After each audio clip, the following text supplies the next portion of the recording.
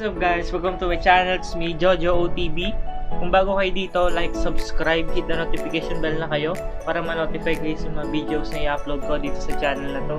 So ngayon nga, tuturuan ko kayo, i-share ko sa inyo kung paano ako gumawa ng homemade kimchi na very affordable lang yung mga prices ng mga ingredients. Worth 200 lang siya. Kaya ano pa hinintay niyo? Tara!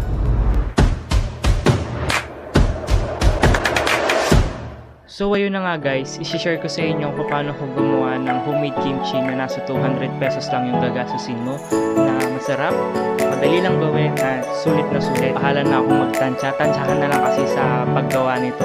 Pero magiging masarap naman to, sigurado ako. Kaya ano pa hinihintay na?